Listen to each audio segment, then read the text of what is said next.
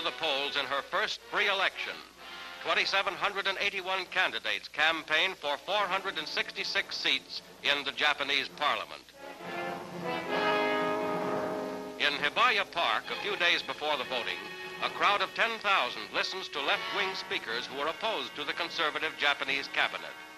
They tell the people that the government, led by Premier Shidehara, is not democratic enough to carry out General MacArthur's program of reform. They call for a protest march on Shidehara's residence, and the crowd breaks into an angry chant.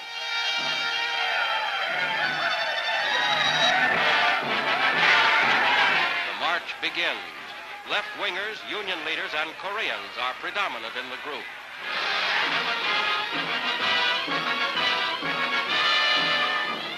At the gates of the Premier's home, Japanese police try vainly to force the crowd back. American military police later restored order.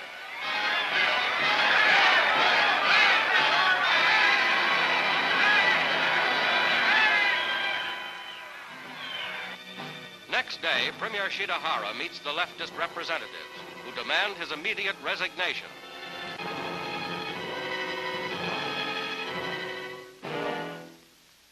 Koichi Tokuda, Communist Secretary General, denounces the Premier's leadership in a stormy session.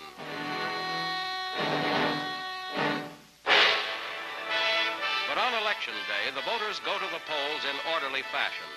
Almost three-quarters of the 36 million eligible voters, including a high percentage of women, wait in line to cast their ballot.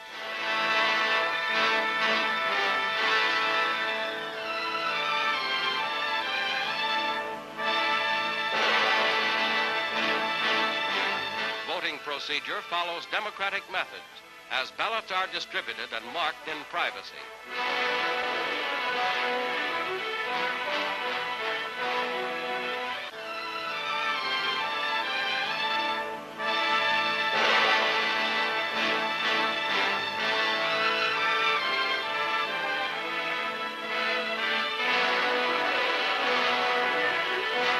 Returns come in for counting. Conservative parties win a decisive majority of 300 seats. Social Democrats win 90, and the Communist Party 5.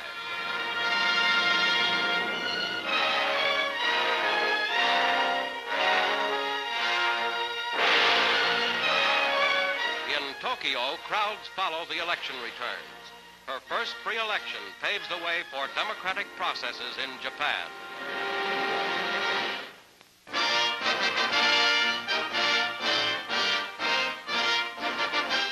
Douglas MacArthur enters the first meeting of the Allied Council for Japan, composed of delegates from the United States, Britain, China, and Russia, who will advise the Supreme Commander on occupation policy. Outlining the results of his occupation policy to date and guiding Japan into the ways of democracy, MacArthur makes a solemn plea to all nations to follow Japan's example in forever renouncing war. I therefore commend Japan's proposal for the renunciation of war to the thoughtful consideration of all of the peoples of the world. It points the way, the only way. Such a renunciation must be simultaneous and universal. It must be all or none. It must be effected by action, not words alone. An open, undisguised action, which invites the confidence of all men who would serve the cause of peace. The present instrumentality to enforce its will, the pooled armed might of its component nations, can at best be but a temporary expedient so long as nations still recognize as coexistent the sovereign right of belligerency. No thoughtful man will fail to recognize that with the development of modern science, another war may blast mankind to perdition.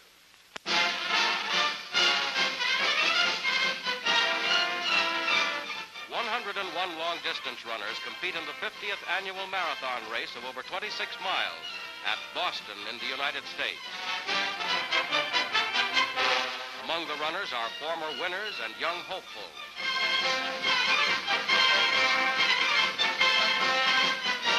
Through the suburbs of Boston, the runners make their way.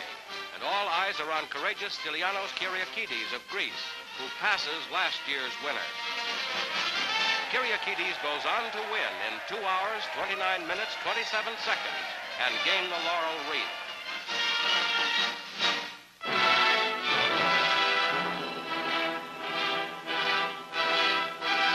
India, gripped by conflict and suspense, as this vast country of almost 400 million people strives to find a solution to its problems. Offered freedom by British Prime Minister Attlee in March, a divided India faces its complex destiny. For weeks in New Delhi's sweltering heat, the British have met with India's leaders for an important diplomatic effort in the direction of harmony. Among the cabinet members representing Britain in the conferences are Lord Pethick Lawrence, Secretary of State for India, and Sir Stafford Cripps. The Maharaja of Patiala arrives as India's two great parties, Congress and Muslim, search for an answer. Then Mahatma Gandhi, long the symbol of liberty to millions of Hindus. Maharaja Jan Sahib of Nawanagar. Pandit Nehru, Congress party leader. But settlement of India's tangled affairs presented many problems. Muhammad Ali Jinnah heads India's Muslim League. As meeting followed meeting, the Muslims insisted on their demand for their own separate state and complete independence from the Hindu majority. But leaders continued their efforts to find the elusive formula which might lead to home rule for India.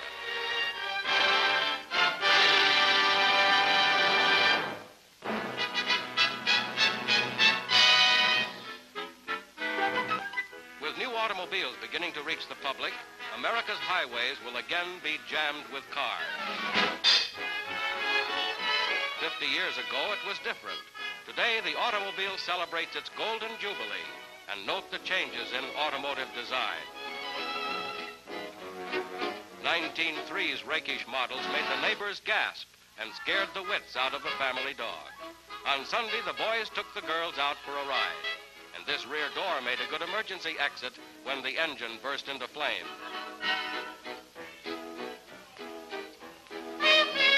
With no paved roads, mud was a problem, and so was the high step up.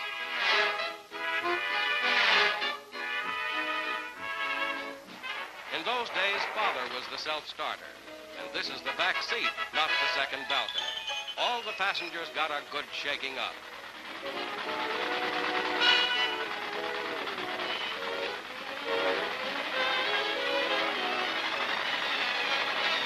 And they're off. 50 years of cars roll down the street to mark the golden anniversary of the automobile age.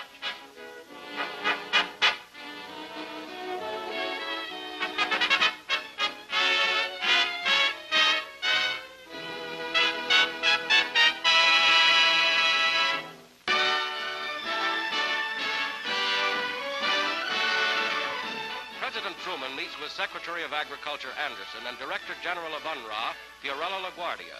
With the world food shortage reaching crisis proportions, the president speaks to America. America cannot remain healthy and happy in the same world where millions of human beings are starving. A sound world order can never be built upon the foundation of human misery. Once again, I appeal to all Americans to sacrifice so that others may live. Millions will surely die unless we eat less. Again, I strongly urge all Americans to save bread and to conserve oils and fats.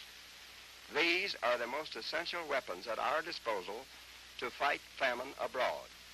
Every slice of bread, every ounce of fat and oil saved by your voluntary sacrifice will help keep starving people alive. At America's East Coast ports, emergency cargoes of flour and wheat are loaded. From this one terminal, 2,200 carloads of supplies were shipped abroad in one recent month. 5 million tons of cereals alone are needed. The United States is determined to do its share in helping the needy of the world.